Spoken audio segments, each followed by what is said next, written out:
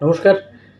বাংলার ভোট আর সেই ভোটে একাধিক রাজনৈতিক সমীকরণ অদল-বদল চলছেই। প্রচুর জল্পনা, অনেক কিছু ঘটনা ঘটছে।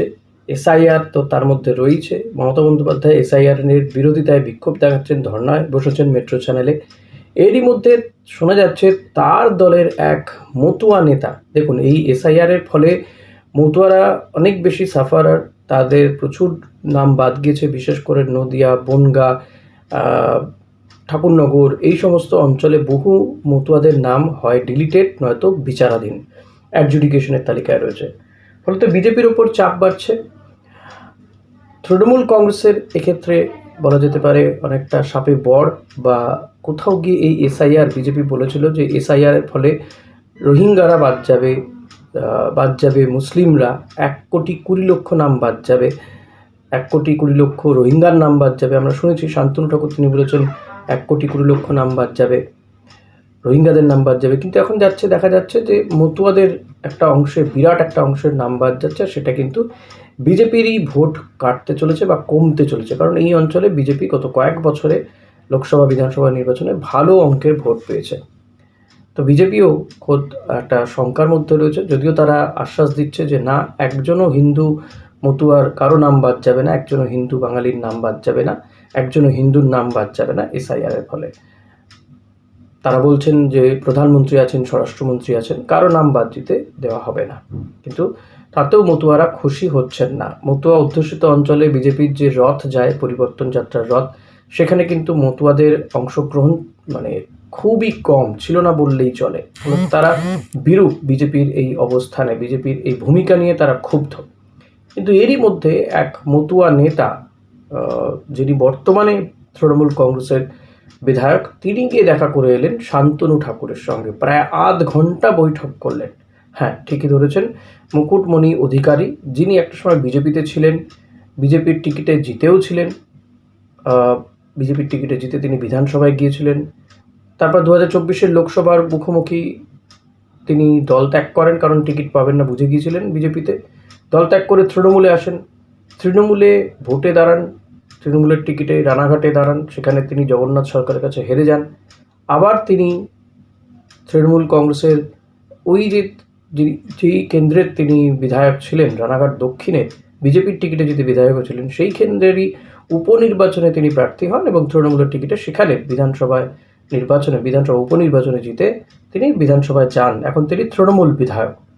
কিন্তু তৃণমূল বিধায়ক এই মুকুটমণি অধিকারী, শান্তনু ঠাকুর, বিজেপির নেতা, বিজেপির মতুয়া নেতা বলা যেতে পারে, এবং কেন্দ্রীয় জাহাজ প্রতিমন্ত্রী, তার সঙ্গে সাক্ষাৎ, দীর্ঘক্ষণ বৈঠককে খুব ভালো চোখে দেখছে না তৃণমূল কংগ্রেস, এবং জল্পনা ছড়িয়েছে যে তিনি আবারও বিজেপিতে যাওয়ার চেষ্টা করছেন ভোটের আগে, এবং তিনি নাকি, সূত্র মারফত যেটা জানা যাচ্ছে, তিনি নাকি রানাঘাট দক্ষিণ থেকেই বিজেপির টিকিটে দাঁড়াতে চাইছেন। যদিও এ ব্যাপারে শান্তনু বা মুকুটমণি অধিকারী, তারা দুজনেই এ নিয়ে এটাকে সৌজন্য সাক্ষাৎ বলছেন। তবে মতুয়ারা এই বিষয়টাকে খুব একটা ভালো চোখে দেখছে না। এখন যদি ভালো চোখে দেখছে না, কারণ এবং বিজেপি যারা রয়েছেন, বিজেপি ওই অঞ্চলের যারা নেতারা রয়েছেন, কর্মীরা রয়েছেন, তারাও চাইছেন না যে মুকুটমণি অধিকারী তাদের দলে আবারও ফিরে আসুক। তারা ইতিমধ্যে সোশ্যাল মিডিয়াতে সরব হয়েছেন যে কঠিন সময়ে তিনি দল ত্যাগ করেছিলেন, হয়তো এখন আর তার দরকার নেই। কিন্তু সত্যি কি দরকার নেই? বিজেপি কি ছেড়ে দেবে? মুকুটমণি অধিকারী যদি দল বদল করতে চান, উত্তরটা বোধহয় না, ছেড়ে দেবে না। কারণ তিনি একজন মতুয়া নেতা, আর এই সময় মতুয়ারা খুব চাপে আছে। তৃণমূল কংগ্রেস এটাকে অস্ত্র করছে যে মতুয়াদের নাম বাদ দিয়েছে বিজেপি। এখন মুকুটমণিকে দিয়ে যদি কিছু বলিয়ে নেওয়া যায় যে আসলে তৃণমূল কংগ্রেস ভুল বোঝাচ্ছে মতুয়াদেরকে, এসআইআর করতে না দিয়ে সেটা ভুল করেছে, এই এসআইআর নয়, সিএতে তাদের নাগরিকত্বের, অনেকেই নাকি সিএতে নাগরিকত্বের জন্য অ্যাপিল করেনি, সেটা নাকি তৃণমূল ভুল বুঝেছে। আর এটাই যদি মুকুটমণিকে দিয়ে ভোটের আগে বলিয়ে নেওয়া যায়, সেটা কিন্তু আখেরে বিজেপির জন্য লাভ হবে। বিজেপি এমনটাই চাইছে বলে মনে করা হচ্ছে। তাই যতই শান্তনু ঠাকুর বা মুকুটমণি অধিকারী এটাকে সৌজন্য সাক্ষাৎ বলুক না কেন, এটা অতটা সহজ নয়। মুকুটমণিও পা বাড়িয়েই রয়েছেন, কারণ তৃণমূল কংগ্রেসে খুব বেশি যে তিনি মাইলেজ পাচ্ছেন এমনটা নন। বিধায়ক হয়ে তিনি রয়েছেন, তাকে কোনো মন্ত্রীও করা হয়নি। তো হতেই পারে তিনি ক্ষুব্ধ এই বিষয়টা নিয়ে, তাকে হয়তো সেভাবে ডাকাও হচ্ছে না। তো সেই কারণেই তিনি নাকি রানাঘাট দক্ষিণ কেন্দ্র থেকেই বিজেপির টিকিটের ভোটে দাঁড়াতে পারেন বলে সূত্র মারফত জানা যাচ্ছে, দাঁড়াতে চান বলে। এখন সত্যি কি বিজেপি তাকে নিয়ে ভোটে দাঁড় করাবে? আবার একটা অংশ বলছে যে না, হয়তো তাকে দলে নেওয়া হবে, তাকে দিয়ে এই ধরনের কিছু বলিও নেওয়া হতে পারে যে আসলে তৃণমূল কংগ্রেস মতুয়াদের বুঝিয়েছে ভুল, আর তার ফলে মতুয়ারা সমস্যায় পড়ছে, সাফার করছে এসআইআরের, সেটা যদি বলিয়ে নিয়ে তাকে হয়তো টিকিটটা দেওয়া হলো না, প্রার্থী করা হলো না, এমনটা কিন্তু হতে পারে। কারণ বিজেপি এখন এই স্ট্র্যাটেজিই নিয়েছে যে বড় দল থেকে, মানে তৃণমূল কংগ্রেস থেকে আসা বড় কোনো নেতা বিধায়ক এদেরকে হয়তো নেওয়া হবে না, নিলেও তাকে সেইভাবে পদ দেওয়া হবে না।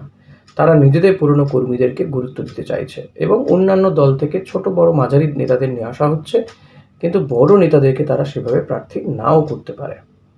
তো সেটা কিন্তু মুকুটমণির জন্য খুব একটা সুখকর হবে না। এখন মুকুটমণি কী করবেন সেটা তিনি জানেন, তবে বিজেপিতে যাওয়ারই একটা জল্পনা ছড়িয়েছে। এখন দেখা যাক যে তৃণমূল কংগ্রেস তার সঙ্গে যোগাযোগ করে, কারণ অভিষেক বন্দ্যোপাধ্যায় হাত ধরে মুকুটমণি অধিকারী তিনি তৃণমূল কংগ্রেসে যোগ দিয়েছিলেন। তাহলে কি অভিষেক বন্দ্যোপাধ্যায় আবার তার সাথে যোগাযোগ করবেন যে কী করছেন, এটা কেন করলেন, সেই কৈফিয়ত জানতে চাইবেন? মুকুটমণি তিনি বলছেন তিনি নতুন গাড়ি কিনেছিলেন, তাই ঠাকুর বাড়িতে গিয়েছিলেন পুজো দিতে। সত্যি কি তাই? পুজোটা আসলে কাকে তিনি দিয়ে এলেন, এটা একটা বড় প্রশ্ন। দেখা যাক এই জল কতদূর গড়ায়। তাহলে আপনাদের কি মনে হয় যে মুকুটমণি অধিকারী বিজেপিতে গেলে বিজেপির লাভ হবে নাকি ক্ষতি হবে? ক্ষতিটা হলে কার হবে আখেরে? সেটা আপনারা অতি অবশ্যই কমেন্ট করে জানাতে ভুলবেন না। Thank you.